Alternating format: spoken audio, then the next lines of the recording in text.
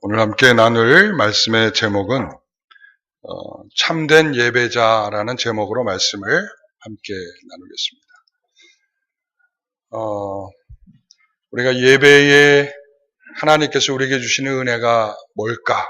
이제 그 부분을 좀 더 생각을 하면서 이 말씀을 나누게 되겠습니다.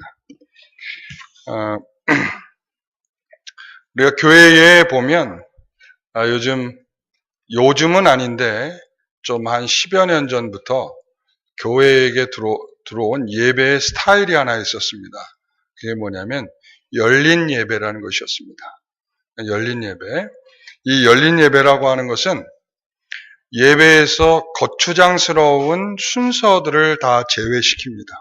예를 들자면 처음에 시작하는 기도 없고요. 그러니까 부름 기도 이런 거 없고, 그리고 교동문도 없고, 사도신경으로 신앙 고백도 없고, 본인들이 하고 싶은 내용들로 구성을 해서 예배를 드리게 됩니다. 그래서 그런지 모르겠는데 마음껏 열려있다고 그래서 열린 예배인지 모르겠는데, 그러니까 주로 구도자들의 예배, 이런 이름도 붙였고요. 그리고 여기에서는 중심적으로 뭐냐면 사람들이 좋아하는 것으로 모든 순서를 담았다라는 거예요. 그래서 그 안에 보면 지금 저게 예배예요. 지금 보면은 저기에 발레 같은 무용을 하고 있지 않습니까? 그러니까 사람들은 관객이 돼서 그 예배를 구경하고 자신들에게 흐뭇함을 준다면 이 예배는 좋은 예배다, 이렇게 예배로 규정을 하죠. 그래서 많은 교회들이 저런 예배를 좋아했었습니다. 그런데 이제 요즘에는 이 예배가 잘못됐다라는 인식들을 하면서 대형 교회들을 좀 제외하고는 좀 작은 교회들에서는 이런 예배의 방식을 다시 돌이켜서 원래의 전통적인 예배로 돌아가고 있는 추세에 있습니다. 왜 그런가 하면 빨간 글씨로 뭐라고 써 있습니까? 그러니까 이 예배를 받으시는 하나님 중심적인 것이 아니라 우리들의 마음을 얼마나 좋게 하는가를 목적에 두고 있기 때문에 이것을 진정한 예배라고 말할 수가 없다는 것이죠. 자, 우리는 과연 하나님께서 이런 예배를 어떻게 여기실 것인가? 자, 우리 오늘 첫 번째 우리가 생각해야 될 게 바로 이런 겁니다. 우리가 잘못된 예배, 저 예배가 잘못됐다. 왜 잘못되었는가?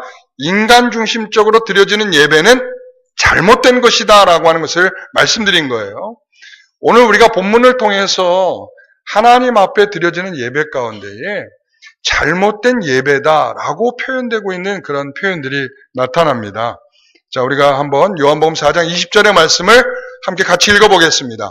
우리 조상들은 이 산에서 예배하였는데 당신들의 말은 예배할 곳이 예루살렘에 있다 하더이다. 이렇게 말하고 있어요. 이게 이제 예수님께서 사마리아에 있는 여인을 만났어요. 이 여인이 어떤 여인인지는 우리가 다 알고 있죠. 남편이 5이나 있었던, 그리고 또한 부끄러움과 창피함이 있기에 다른 사람들이 물을 길러 나오지 않는 시간에 물을 길러 나왔던 그런 여인에게 예수님께서 영생하는 샘물을 주시겠다라고 말씀하신 이후에 이 여인이 딱 보니까 이 예수님이 무엇으로 보였냐면, 정말 훌륭한 선지자인가 보다, 이렇게 보인 거예요. 그래서 그 선지자이신 예수님을 향하여 그동안 가지고 있었던 자기의 신앙적인 질문을 딱 던진 거야. 그게 뭐냐면 이거죠. 이 산에서 예배하였는데, 우리 조상들은, 사마리아 사람들은 이 산에서 예배하였는데 당신네 유대인들은 예루살렘에서 예배해야 된다고 하던데 라고 질문을 던진 겁니다. 자, 그 다음 페이지를 넘겨보시면, 자, 이 산에서 라고 나오죠. 이 산은 어떤 산을 가리키는 거냐면 그리심산을 가리킨 겁니다. 그리심산. 무슨 산이라고요? 그리심산은 어떤 산이죠? 그렇죠. 성경 공부할 때는 조금 나오시는군요. 이 산은 무슨 산이라고요? 축복의 산입니다. 그리심산과 에발산이 있어요. 세겜에 그리심산과 에발산이 있어요. 그리심산은 축복의 산, 에발산은 저주의 산이란 말이죠. 이 그리심산, 왜냐하면 이들이 왜 이 사마리아 사람들이 우리는 이 산에서 예배해야 된다라고 생각을 해왔냐면 그 이유가 있어요. 이스라엘 백성들이 포로로 끌려갔었잖아요. 70년 동안 바벨론 포로로 끌려갔다가 돌아오고 난 다음에 성전을 다시 짓고 있었어요. 그때 사마리아 사람들이 살짝 와서 이야기합니다. 우리도 이 성전 짓는 일에 좀 동참하면 안 될까? 그랬더니 스룹바벨이 어떻게 하죠? 거절해요. 당신네들은 우리랑 함께 성전을 지을 수 없습니다. 이렇게 거절을 당했어요. 거절을 당하니까 이 사마리아 사람들이 자신들이 그러면 우리들이 예배할 예배처소는 어디 있는가? 아브라함과 야곱이 하나님께 제단을 쌓고 했던 그리심산, 그리고 신명기 27장에 언급하고 있는 하나님께서 축복의 산이라고 언급하셨던 그리심산이 우리가 예배할 성전을 짓자. 그래서 사마리아 사람들이 여기에 성전을 지었어요. 그런데 이 사람들의 이런 배경을 보게 되면 실질적으로 아주 오랜 옛날로 올라가면 북이스라엘이 남유다와 이렇게 나뉘어지게 되죠. 북쪽 이스라엘과 남유다가 이 솔로몬 왕의 잘못으로 말미암아 서로 나뉘어지게 돼요. 그때에 북쪽 이스라엘의 왕이었던 여로보암이 북쪽 이스라엘 사람들이 예배를 드리러 어디로 내려가겠어요? 어디로 내려가죠? 어디로 내려갈까요? 갈 때는 한 군데밖에 없는데 예루살렘으로 갈 거 아니에요. 근데 북쪽과 예를 들어서 우리가 남북이 지금 이렇게 갈라져 있잖아요. 우리가 남북으로 갈라져 있는데 예를 들어서 개천절은 서울이 아니라 뭐 예를 들어서 강화 만이산에서 뭐 그런 행사를 매년마다 한다. 그러면 북쪽에 있는 사람들도 어떻게 해야 되겠어요? 내려와서 강화 만이산으로 다 모여야 될 거 아니에요. 그러니까 이스라엘 백성들도 예루살렘에서 최소한 3번은 모여야 될 거 아니야. 그렇잖아요. 6월절, 그리고 7.7절, 그리고 초막절. 이때는 어디 모여야 돼? 이 성전 예루살렘에 와서 예배를 드려야 되는데 이렇게 내려가면 마음이 어떻게 되겠어요? 북쪽에 있던 사람들이 내려와서 보니까 남쪽이 너무나 호화스럽고 잘 사는 모습을 보면 북쪽으로 다시 올라가고 싶어, 안 올라가고 싶어요? 예? 그런 심리적 작용들이 일어날 수 있으니까 성전이 이곳에 있고 하나님과 가까이 있는 이곳이 우리가 살아가야 할 곳으로 생각하면 남쪽으로 내려왔던 북쪽 사람들도 다시 올라가지 않고 남쪽에 있을 것 같으니까 여로보암이 꾀를 낸 거죠. 그래서 2곳에 성소를 만들었어요. 그것이 어디냐면 단과 베델이죠. 그곳에 무엇을 두고? 황금 송아지를 두고. 이거 다 나오는 문제인데 내가 지금 뭐 다른 얘기하는 게 아니라 여러분들이 다 지금 성경 공부한 그 내용을 일부러 제가 지금 끌어다가 여러분들에게 도움을 드리려고 지금 말씀드리고 있는 거예요. 자, 황금 송아지를 단과 베델에 두고, 단과 베델에 두고, 거기에서 이 여로보암이 남쪽으로 내려가지 못하도록 이제 너희들이 절기가 되면 어디서? 단과 베델에서 이 황금 송아지 앞에서 하나님인 줄 알고 제사를 드리도록 그렇게 다 만들었어요. 그러니까 이 북쪽 사람들의 다른 신앙적 관념이 시작된 것은 포로기 이후 이전에 이미 오랜 옛날부터 이 사마리아 사람들은 이런 사상적 관념을 가지고 있었고요. 여기에다가 아수르로부터 침략을 받고 이 북쪽 이스라엘이 멸망하게 되면서 그 멸망한 이후에는 이 북쪽의 이 아수르가 그쪽으로 에살핫돈이 남쪽으로 북이스라엘에게 여러 민족들을 다 보내버렸어요. 그러니까 이 사마리아에는 여러 민족이 어울려 살 수밖에 없는 그런 여러 민족이 섞여 사는 혼합 종교가 만들어지게 되는 사마리아가 돼버리고 만 거예요. 그러니까 스룹바벨이 우리는 너희들과 같이 이 거룩한 성전을 짓는 일을 할 수 없다라고 거절을 한 겁니다. 이해가 좀 되셨어요? 네. 자, 그 다음 페이지요. 그래서 200년 동안 그리심산의 성전과 그 다음 예루살렘의 성전이 동시에 존재하면서 포로기 이후에 수르바벨 성전과 그리심산의 성전이 동시에 존재하면서 굉장히 서로 불편한 관계가 되어 있었습니다. 그러면서 결과적으로는 이 북쪽에 있던 그리심산의 성전은 이 하스모니안 왕조 힐카누스에 의해서 파괴됨으로 인해서 외형적인 모습은 사라지게 됩니다. 이게 이제 그들이 잘못된 예배가 시작되게 된 것입니다. 다음 페이지를 보시면 다시 한번 묻습니다. 왜 거절을 당했을까요? 왜 스룹바벨이 사마리아 사람들이 와서 우리도 성전 짓는 일에 동참하게 해주시죠 라고 했을 때 왜 거절했을까요? 그들은 하나님을 아는 지식이 없었고 자기들 마음대로 하나님께 예배하고 있었단 말이죠. 그리고 뿐만 아니라 자 2번을 크게 읽어주세요. 짬뽕된 예배. 원래 좀 유식하게 말하면 혼합 종교 이렇게 말해야 되는데 우리 아이들도 있고 해서 짬뽕 그러면 이해를 잘할 것 같아서 짬뽕된 예배 이것저것이 다 들어가가지고 예배가 드려지고 있었죠. 그러니까 예배를 했어요 안 했어요? 안 했지. 했잖아요. 혼합적인 종교의 예배를 드렸어요. 그러니까 예배를 했어요 안 했어요? 그런데 뭐가 문제예요? 말씀이 없는 예배를 드리다 보니까 자기네들 마음대로 섞어낸 예배를 드렸어요. 그러니까 하나님이 저런 예배를 받으시겠습니까? 안 받으시겠죠. 자, 그 다음 페이지를 넘겨줘 보세요. 그렇다면 자, 또 예루살렘은 어딘가 하면 예루살렘은 시온산이에요. 시온산에 예루살렘 성전이 있어요. 자, 그런데 예수님께서는 예루살렘에서도 하지 말라 이렇게 이야기를 하시거든요.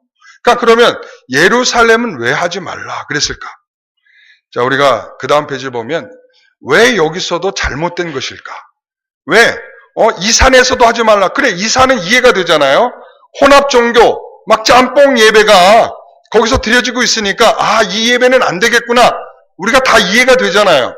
그런데 이 예루살렘에서 드려지고 있는 예배는 하나님이 만들라고 하신 성전에서 그리고 하나님이 예배를 드리라고 하는 방법으로 예배를 잘 드리고 있었는데 왜 안 된다라고 말하고 있을까요? 자, 여기 한번 1번, 2번을 한번 읽어보겠습니다. 자, 읽어봅니다. 구약의 제사와 말씀을 알고 행하였으나 진정한 마음이 담겨 있지 않는 그 예배가 아니라는 거죠. 문제는 뭐는 있어요? 형식은 틀리지 않고 말씀을 알고 다 제대로 된 방식으로 예배를 드리고 있어. 그런데 그 안에는 하나님이 가장 중요하게 생각하시는 중심이 들어있지 않아. 마음이 들어있지 않아. 그러니까 자, 이런 문제를 우리가 지금 우리의 삶에서 한번 이 잘못된 예배를 한번 이야기해 본다면 이렇게 얘기할 수가 있어요.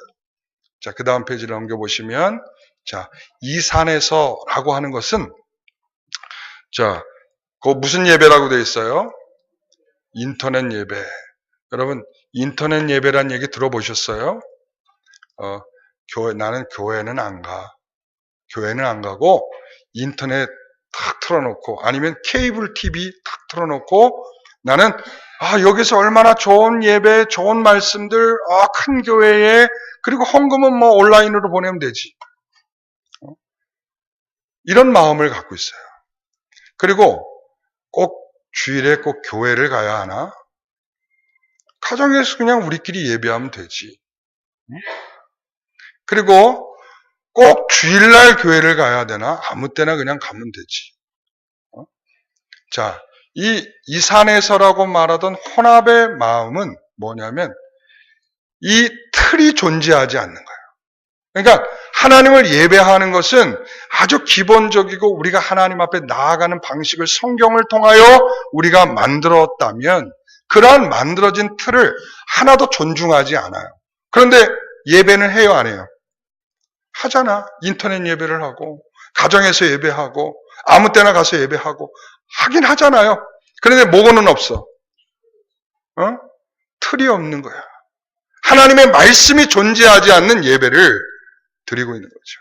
자, 예루살렘에서 자, 주일 교회에서 죽은 설교자의 영상을 틀어놓고 예배를 드려요.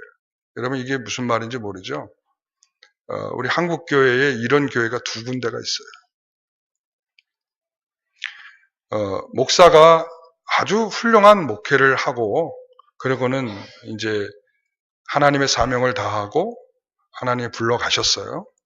그러고 나면 그 교회는 이제 그 다음에 후임자가 와서 목회를 그 다음 하나님이 주시는 은혜를 따라서 그 다음에 목회자가 해야 되는데 그렇게 하지 아니하고 선임자가 했던 예배의 영상을 매 예배 시간마다 틀고 우리는 이분의 설교 아니면 우리는 설교를 듣지 않겠다.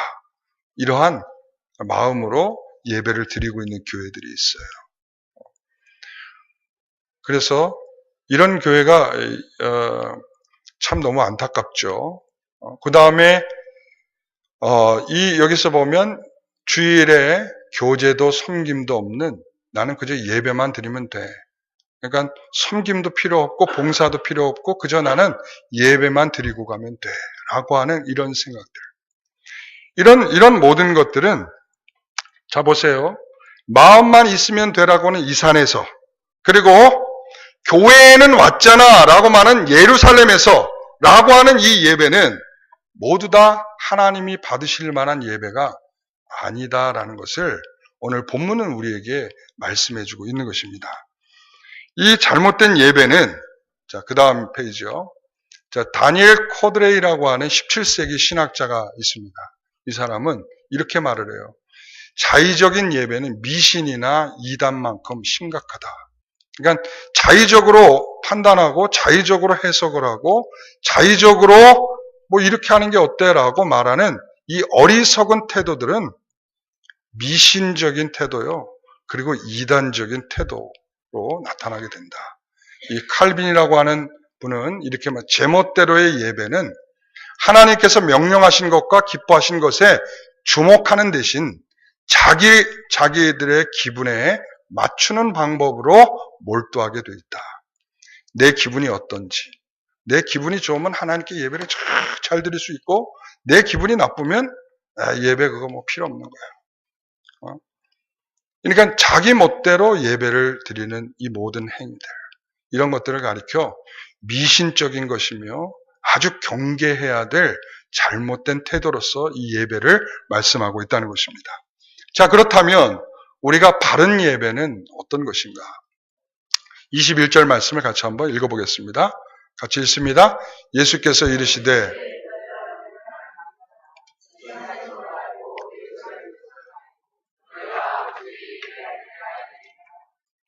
자, 여기에서 보게 되면 예수께서 이르시되 여자여 내 말을 믿으라. 자, 그러면서 예수님께서 하신 말씀 뭐예요? 이 산에서도 말고 예루살렘에도 말고라는 거예요. 이 말은 말고는 무슨 의미예요? 이 산에서도 아니고 예루살렘도 아니다라는 말씀을 하고 있는 거죠. 그러면서 빨간 것이 뭐라고 말하겠어요? 너희가 아버지께 예배할 때가 이른다라는 거예요. 자, 그 다음 페이지를 넘겨보면 이런 변화가 일어나는 거예요. 전에는 뭐가 중요했어요? 장소가 중요해서 장소가 예루살렘 성전 이 장소가 중요했어. 만약에 오늘날 우리가 하나님을 믿는 백성이라고 했을 때 장소가 여전히 존중받아야 될 시대라고 한다면 우리는 어디로 가야 됩니까? 우리는 하나님을 믿는데 예루살렘 왔다 갔다 하느라고 우리는 볼일 다 보게 돼 있어. 아무것도 못해.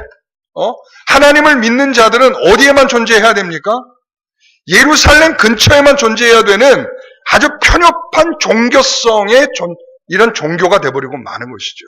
하나님께서 바로 예수 그리스도께서 오셔서 이제는 이 산도 아니고 예루살렘도 아니고 하나님께 예배할 뭐가? 때가 있다. 바로 그때가 뭐냐는 거죠. 그때라고 하는 것은 이제는 이런 거죠. 자, 그 다음 페이지를 보면 이렇게 말합니다. 자, 사도행전 1장 8절에 보면 예루살렘과 온 유대와 사마리아와 땅끝까지 이르러 내 증인이 되리라. 이렇게 말씀하셨어요. 자, 이 예루살렘과 온 유대까지는 같이 통할 수 있는 지역이죠. 그렇잖아요. 그죠? 예루살렘과 온 유대는 이스라엘이 가지고 있는 이 종교관 속에서 이 하나의 틀 속에 있는 거란 말이에요. 그러나 사마리아는 어때요? 사마리아는 넘어갈 수 없는 지역이야. 왜? 그들은 갠데? 그들은 사람들이 아니고 짐승이고 함께 할 수 없는 자들이고 그들은 잘못된 신앙을 갖고 있는 사람들이기 때문에 절대 함께 할 수 없는 사람들, 함께 통할 수 없는 사람들. 그런데 어떻게 된다는 거예요? 예루살렘과 온 유대와 사마리아와 심지어는 사마리아까지는 좀 이해할 수 있는데 어디까지? 땅끝까지, 이방인들까지도 이 복음이 연결되어 하나를 이루게 될 때가 오게 된다는 것을 말씀하고 있는 것입니다.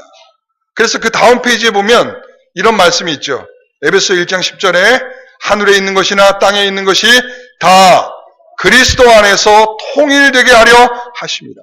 그리스도 안에서 다 통일이 되는 거예요. 남북이 통일이 되는 것을 염원하고 있는 우리 한반도에 있는 사람들처럼 우리는 이 모든 나라가 통일이 되어 한 마음으로 그리스도의 나라를 생각하며 그 영광을 노래하고 찬송할 수 있는 것. 자, 그래서 바울은 로마 3장 29절에 이렇게 말씀하시죠. 하나님은 다만 유대인의 하나님이시냐? 또한 이방인의 하나님은 아니시냐? 진실로 이방인의 하나님도 되시느니라. 하나님은 유대인의 하나님뿐만 아니라 누구에게 하나님이라고요? 이방인의 하나님이다. 그러니까 하나님은 이제는 유대인들에게만이 아닌 온 사람들에게 하나님이 되신다. 바로 그런 때가 될 때에 올바른 예배가 드려진다는 것입니다. 자, 22절 말씀을 같이 봅니다. 너희는 알지 못하는 것을 예배하고 우리는 아는 것을 예배하노니. 자, 이것은 알지 못하는 것은 누구의 예배예요? 사마리아 사람들의 예배죠. 우리는 아는 것을 예배했다. 누구의 예배죠? 유대인들의 예배입니다. 자, 그러나 이는 구원이 유대인에게서 남이라. 그동안까지는 그런 시대 속에 왔다 이거야.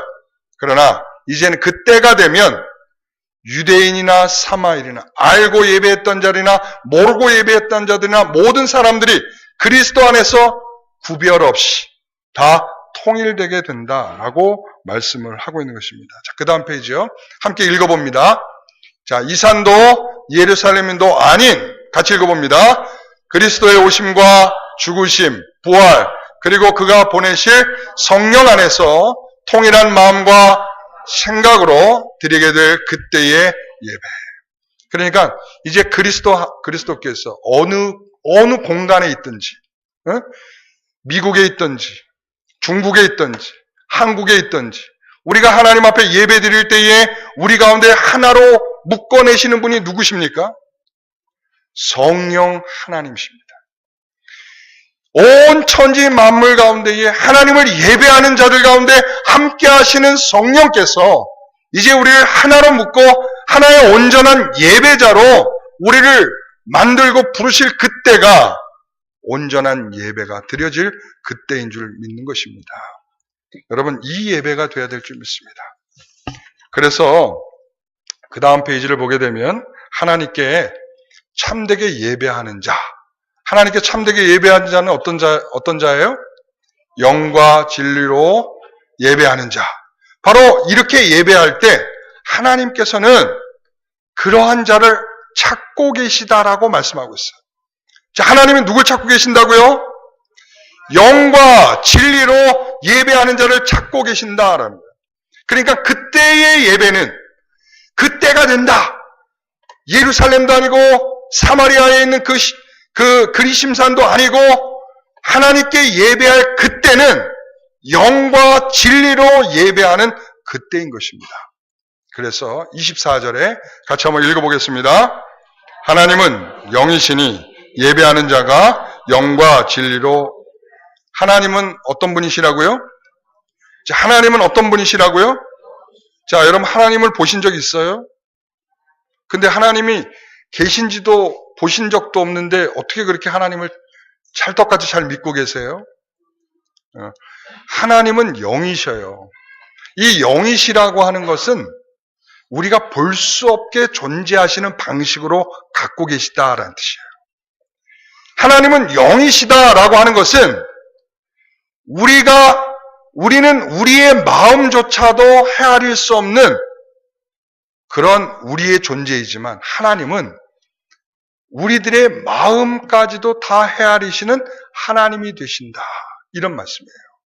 여러분, 우리 하나님이 우리의 마음까지도 헤아리신다. 우리는 그렇죠. 한 길 사람 속을 알아요, 몰라요? 10길 물속은 알아요, 몰라요?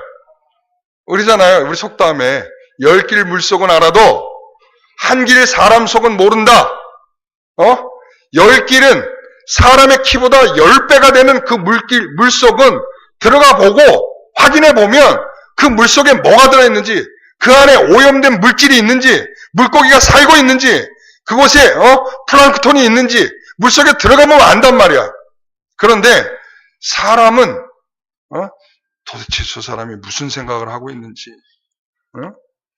저 사람이 정말 좋은 마음으로 앉아 있는 건지, 아니면 저 사람이 지금 악을 품고 있는 건지, 저 사람이 지금 거짓으로 있는 건지, 도통 구별하기가 쉽지가 않아요. 여러분도 그렇잖아요. 여러분 사기 당하는 사람들 많죠? 사기 당할 때 어떻습니까? 그 사람 말이 어때요? 보이시피싱도 당해보신 분이 있죠? 이 숙연해지는 이 느낌. 여러분, 그 사람의 목소리가 얼마나 신뢰가 가고, 그 사람이 말하는 게 얼마나 그럴싸하고, 얼마나 상황이 딱 떨어지게 그렇게 맞을 때, 그냥 나도 모르게 그냥 그 버튼을 눌러서 내 잔고를 확 날려버리는 어리석은 일을 하잖아요. 여러분, 그렇습니다. 우리는 사람의 속을 이해하기나, 그리고 사람의 속을 분별할 만큼 그렇게 영적이지 못해요. 그러나 하나님은 영이시다란 말이에요. 하나님은 이곳에 우리가 앉아있지만 우리의 앉아있는 모습 속에 우리의 속사람을 보고 계시는 하나님이라고 하는 것을 말씀해 주고, 하나님은 영이시다. 그러므로 하나님이 바라는 것은 영과 진리로 예배하는 것이다. 옛날 성경에는 뭐라고 되어 있어요?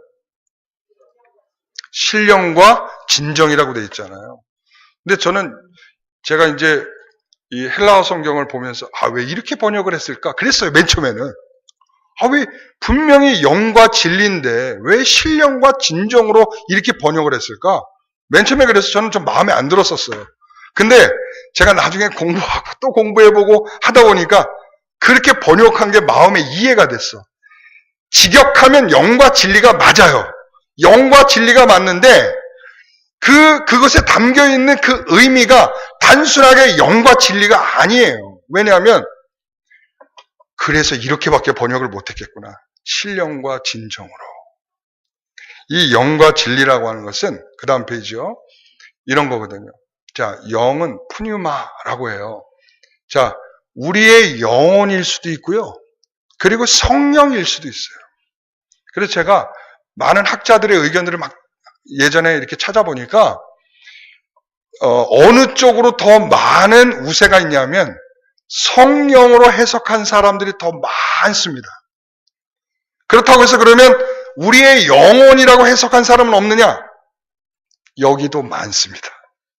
이 말은 뭐냐면 이것은 우리의 영혼이라는 측면과 성령이라는 측면이 다 들어있다는 생각이 들어요. 자, 좀 이따가 얘기하기로 하고, 또 진리라고 하는 것은 알레세이아라고 하는데, 이것도 역시 마찬가지. 참된 도리이며, 참된 것이며, 그리고 또한 말씀이며, 이런 것들을 어떻게 보면 다 통합적으로, 복합적으로, 다 섞어서 이 내용들을 담아서 이해해야 되는 거예요. 자, 다시 말합니다. 영과 진리로라는 것은 그 다음 페이지 한번 우리가 같이 읽어보겠습니다. 보이세요? 글씨가? 잘 보이네요. 자, 같이 읽어보겠습니다.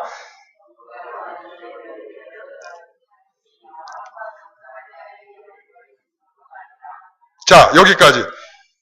이 영과 진리로 예배한다는 것은 단순히 마음을 다해 우리가 하나님께 예배를 드리는 것, 이런 정도가 아니에요.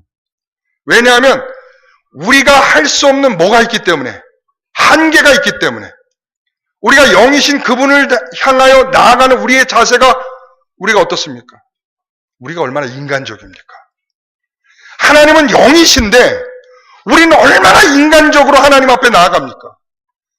그리고 하나님은 우리를 향하여 주시려고 하는 정말 귀한 축복을 하나님이 약속하실 때에 하나님의 말씀과 하나님의 약속 속에서 우리가 주시려고 하지만 우리는 얼마나 육적으로 그냥 원색적으로 그냥 뭔가를 받고자 하는 마음으로 하나님 앞에 나갑니까?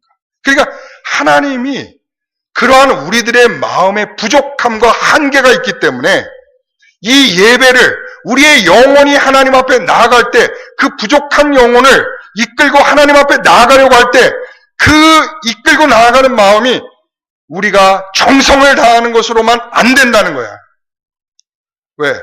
성령이 이끌어 주시지 아니하면 그것이 온전한 예배가 될 수 없다는 거예요.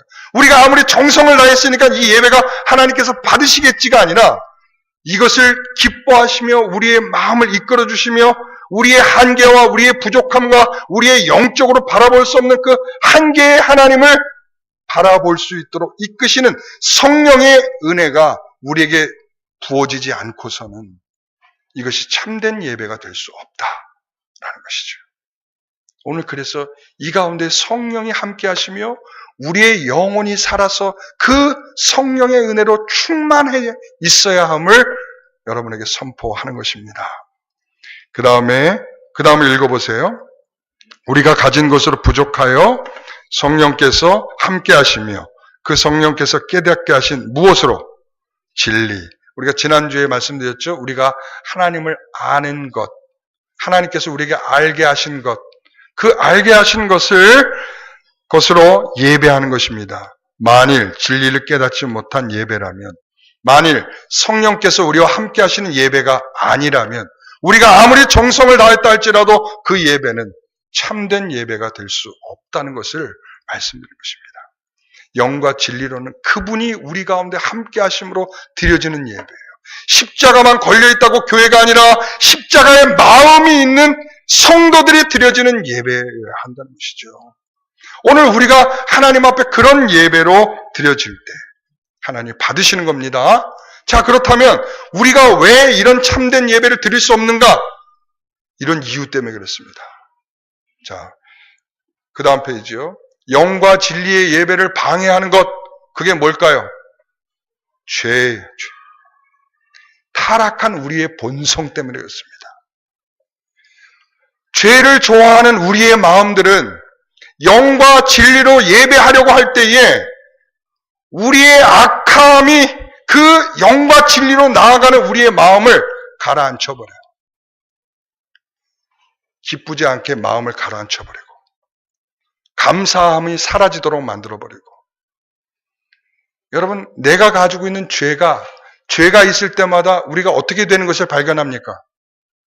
죄가 있을 때마다 하나님께 가까이 가지던가요? 예? 죄가 있으면 우리가 하나님께 더 가까이 가지던가요? 아담이 어떻게 했습니까? 자신의 죄를 짓고 나면 하나님이 부르실 때에 아담아 어디 있느냐라고 부르실 때에 아담이 자기 얼굴을 드러내던가요? 내가 두려워서 숨었습니다. 이렇게 되지 않습니까? 죄를 지면 예배자로 세워질 수가 없습니다. 죄악된 마음을 가지고서는 하나님 앞에 설 수 있는 마음을 가지고 있는 영혼은 한 사람도 없습니다. 오늘 우리가 하나님 앞에 예배자로 설 수 없다. 기쁘고 감사한 마음이 없다. 그리고 내가 신령한 마음과 진정한 마음, 영과 진리로 예배할 수 없는 것은 내 안에 있는 죄악과 타락된 본성이 내 마음을 그렇게 가로막고 있기 때문인 줄 아셔야 합니다. 자, 그러면서 마지막 결론입니다. 다 같이 읽어보겠습니다. 좀 잘 안 보이시죠? 깜짝 놀라셨죠? 작은 게 나와갖고. 여러분, 그럴 줄 알고 여러분들 드린 내용에 보면 마지막 결론 부분 이렇게 돼 있어요. 거기를 같이 읽어주세요. 자, 읽겠습니다. 1번, 참된 예배자는 자신의 가치를 드리며 자신의 생명을 주관하시고 경건을 입은 자로서 감사를 드립니다. 참된 예배자는 자신의 뭘 드린다고요? 가치를 드리는 거예요. 내가 무엇을 중요하게 생각하느냐, 그 중요한 것을 하나님께 드리는 겁니다. 이게 예배예요. 내가 시간이 중요하다, 그 시간을 하나님께 드리는 것입니다. 내가 물질이 중요하다, 그 물질을 하나님께 드리는 것입니다. 내가 진정으로 우리 가족과 함께 하는 것을 중요하게 생각한다, 우리 가족과 함께 나와 하나님께 예배 드리는 것입니다. 우리의 중요한 가치를 하나님께 드리는 것. 두 번째, 참된 예배자는 자기중심적이거나 자기 만족을 버리고 하나님의 요구 앞에 선 것입니다. 우리는 내 중심적인 예배자예요. 내가 어떤가? 내가 은혜를 받았는가 받지 않았는가? 내가 좋은가 싫은가? 내가 오늘 기쁜가 기쁘지 않은가? 우리는 이런 것들을 통하여 하나님 앞에 부끄럽게 설 때가 많이 있습니다. 그래서 우리는 하나님 앞에 거룩하게 주의 날을 지키라, 주 안에서 기뻐하라 라고 하는 명령을 듣고 이 자리에 서 있는 자들입니다. 우리는 그 요구 앞에 서 있는 거예요. 세 번째, 참된 예배자는 성령께서 인도하심과 그 성령께서 알게 하신 하나님을 바르게 고백하고 찬송하는 것입니다. 그리고 마지막으로 참된 예배자는 회개한 심령으로 죄 죽이기를 힘쓰고 기쁨으로 날마다 예배합니다.